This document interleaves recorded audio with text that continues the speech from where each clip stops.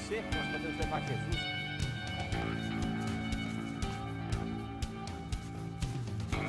Invista neste canal. Invista em um mundo melhor.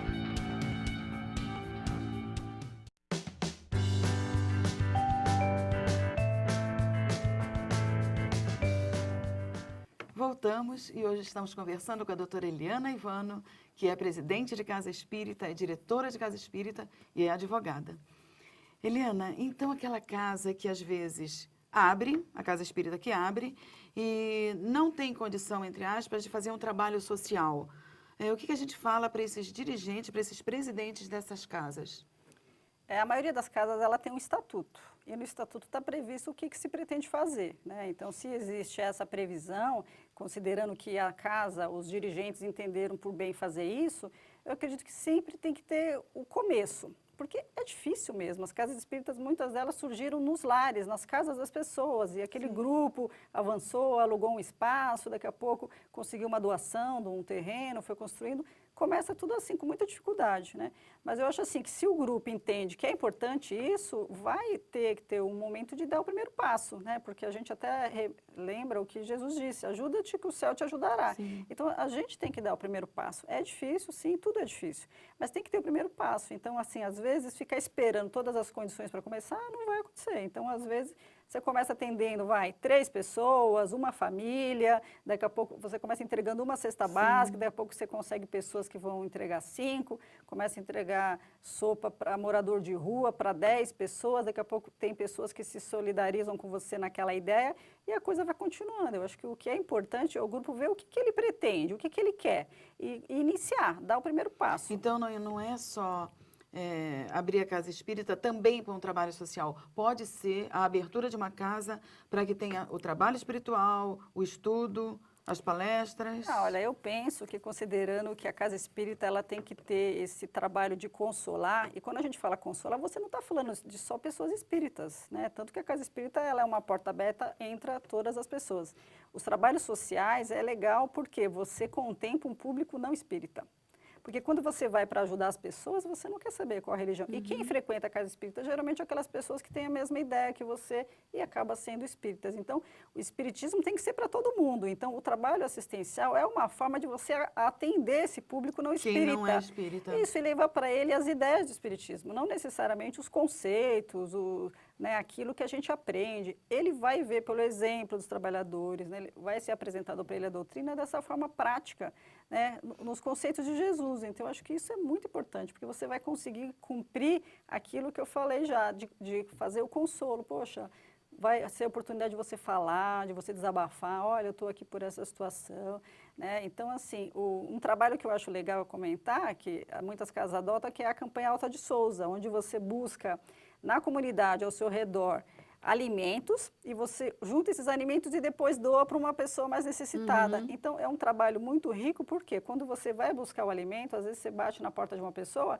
a pessoa, ela desabafa com você. Sim. Né? Então, você faz um trabalho de atendimento fraterno, ao mesmo tempo você coleta alimento, possibilita que aquela pessoa faça caridade e depois você ajuda uma família. Né? Então, assim, é um trabalho simples, não requer grandes valores de investimento, e consegue atender. Então, às vezes, começa pelo que é mais simples, o que é mais fácil para as pessoas começarem. Excelente ideia. É porque você pode pedir a doação dos alimentos, ou então você pode fazer um evento pequeno, que a entrada seja, né, ou então um encontro dessa forma, e é uma forma de começar ajudando poucas famílias. De repente, quem sabe você está ajudando uma comunidade inteira, né? Sim, porque quando você começa, aquela energia, ela vai se agregando, outras pessoas também vão comungando da mesma ideia que você. Quando você vê, o trabalho tomou uma proporção tão grande que às vezes as pessoas não acreditam. Sim. Né? Porque a gente tem que dar oportunidade para as pessoas ajudarem, né? Porque às vezes o dirigente, ele é muito assim, querer ele fazer, só aquele grupo fazer. Não delega. Eu acho que hoje a gente tem que abrir para o jovem, para as crianças, né, para os mais idosos, para todo mundo participar. Quanto mais pessoas envolvidas, a energia cresce, expande e atinge mais pessoas. Sim. E né? o que você acha do trabalho de pintura mediúnica dentro das casas espíritas?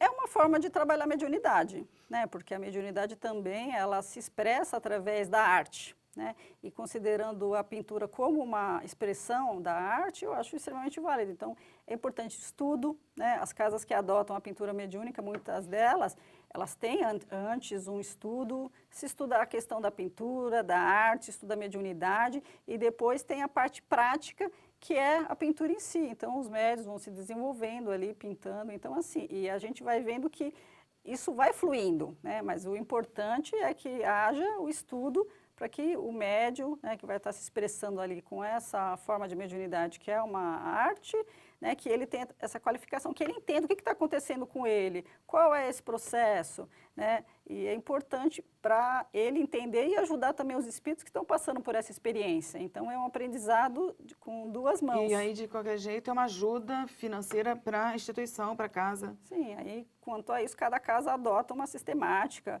com a venda ou pede para que as pessoas colaborem, doando os itens para fazer a realização daquela atividade, né, para que ela se mantenha, ou fazem leilões, e aí vai ser conforme cada dirigente entender que tenha que ser feito isso para reverter, né, em prol da casa. Porque, assim, a casa espírita ela tem que se manter, não tem ajuda de nada. Forma. Então, assim, eu acho que nada mais justo que o próprio trabalhador, frequentador, colabore diretamente ou indiretamente numa situação com essa, para que se mantenha a casa, porque a gente tem que se manter, a gente não pode ser uma pessoa que se beneficia dos outros indevidamente. Não, você está numa casa, tem despesas, eu acho que nada mais justo que você colaborar. Sim, sim.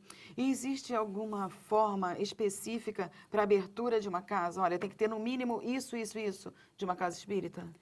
Olha, segundo a lei, tem que ter um estatuto. Então, assim, o grupo que pretende abrir uma casa espírita, eu acho que a gente tem que procurar fazer as coisas direito, né, conforme a lei. Então, é importante que o grupo que pretenda abrir uma casa espírita, que inicialmente veja aquela questão da afinidade, do objetivo, da seriedade, como que vai ser o trabalho. A partir de delinear tudo isso, né, realmente criar um estatuto, ele tem que ser registrado num cartório, né, para dar validade. É coisa rápida fazer isso? Sim, sim. Não tem dificuldade? Não tem. É muito simples e hoje você pega pela internet os modelos de estatuto, um copia do outro e é extremamente válido. Então, assim, é muito Qualquer simples. um pode abrir uma casa espírita? Dentro que tenha um mínimo de estudo espírita? Sim, não tem nenhuma restrição, requisitos que tenham que se preencher. Eu acho que as pessoas que pretendem abrir, elas têm que ter isso. É uma coisa importante, séria, né? A casa espírita ela tem que ter um objetivo claro, tem que ter responsabilidades, os diretores, eles também têm que ter direitos, então se vai contribuir financeiramente com a casa ou não vai.